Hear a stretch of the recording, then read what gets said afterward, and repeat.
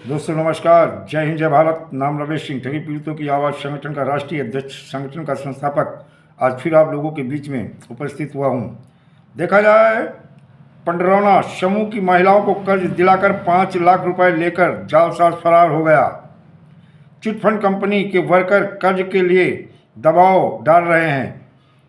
नहीं देने पर दरवाजे पर बंधे जानवर और घर का सामान लेकर जाने की धमकी दे रहे हैं। ऋण चुकाने में असमर्थ समूह की महिलाएं एसपी से मिलकर शिकायत की है। एसपी ने मामले की जांच कर कार्रवाई के लिए पंडरौना कोतवाल को निर्देश दिया है। दोस्तों, देखा जाए चिटफंड कंपनी को लेकर के बड़ी बड़ी और जहाँ जहाँ आज की डेट में भाजपा की सरकार है, वहाँ वहाँ इस तरह की कार्रवाई बहुत तेज़ी के साथ शुरू है। लूट का काम, क्योंकि कहीं ना कहीं हो सकता है कि आने वाले समय में इसका रहस्य खुले। कहीं ऐसा तो नहीं है ठग वर्तमान सरकार को चुनाव में फंडिंग कर रहे हैं और इन्हें बचाने का काम भी हमारी सरकार कर रही हो।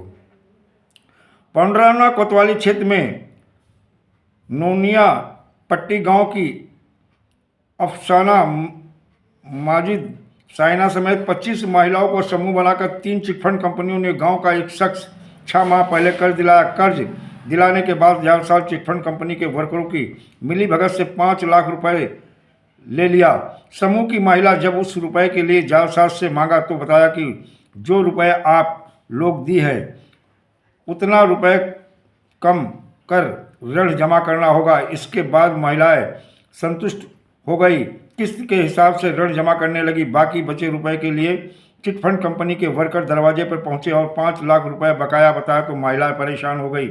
पूरी बात बताई। चिटफंड कंपनी के वर्कर ने किसी तरह का रुपया जमा होने से इनकार किया। जब महिला जालसाज के घर गई तो पता चला कि वह 2 दिन से घर छोड़कर फरार है। अगले दिन चिटफंड कंपनी के करीब 5 वर्करों के दरवाजे पर पहुंचे और ऋण नहीं लौटाने पर घर का सामान उठा ले जाने की धमकी देकर चले गए। 1 सप्ताह में ऋण चुकता करने का समय दिया। इससे परेशान होकर महिलाएं एसपी को पूरी घटना और जालसाजी की जानकारी दी। जालसाजी की शिकार महिलाओं ने बताया कि जालसाज के साथ चिटफंड कंपनी का एक युवक भी आया था। एसपी ने मामले की जांच कर कार्रवाई का आश्वासन दिया है। इसके पहले भी जिले में इस तरह की घटनाएं हो चुकी हैं। कुछ मामलों में चिटफंड कंपनियों के वर्कर और जालसाज पर कार्रवाई हुई है।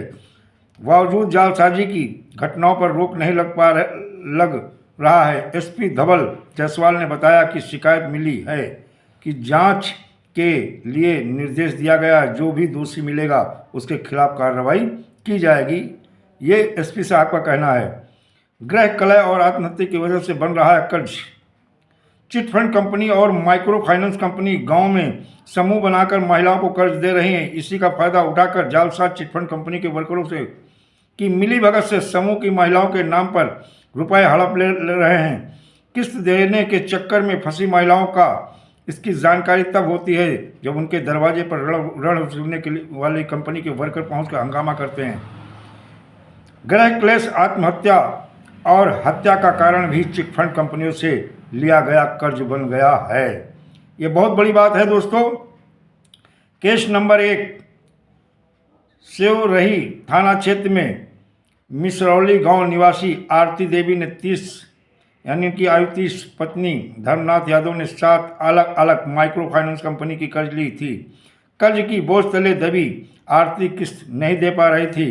कंपनी के वर्करों की प्रताड़ना से तंग आकर 15 दिसंबर 2023 को जहर खाकर जान दे दी। इस मामले में कंपनी के वर्करों पर केस दर्ज हुआ है।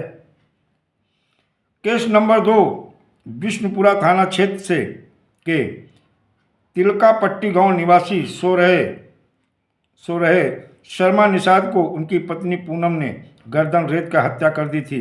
पुलिस की जांच में पता चला कि माइक्रो फाइनेंस कंपनी के कर्ज और शराबी पति से छुटकारा पाने के लिए उसने अपना सुहाग हमेशा के लिए मिटा दिया। पूनम अलग 8 कंपनियों से 3.25 लाख कर्ज ले रखा था।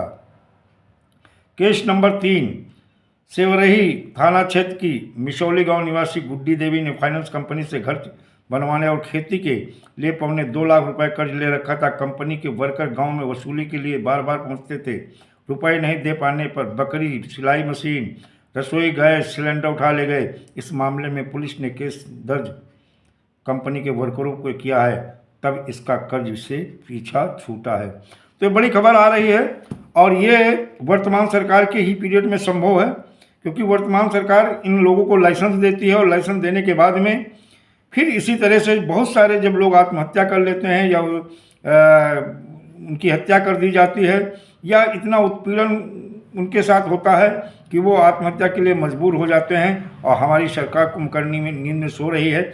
आने वाले समय में जो इन चिटफंड कंपनी और क्रेडिट कोऑपरेटिव सोसाइटी द्वारा हिंदुस्तान के 42 करोड़ पीड़ित जमा करता बारी बारी योजनाबद्ध तरीके से सरकार द्वारा रजिस्टर्ड कंपनियों में जो अपना पैसा जमा किया और जमा करवाया था, अगर इनका समय से भुगतान सन 2024 चुनाव के पहले नहीं होता है तो हिंदुस्तान के चिटफंड कंपनी और क्रेडिट कोऑपरेटिव सोसाइटी के पीड़ित जमाकर्ता या तो संपूर्ण चुनाव का बहिष्कार करेंगे और अगर पैसा नहीं मिला तो सत्ता के खिलाफ भी जा सकते हैं। दोस्तों, जय हिंद, जय भारत, वंदे मातरम।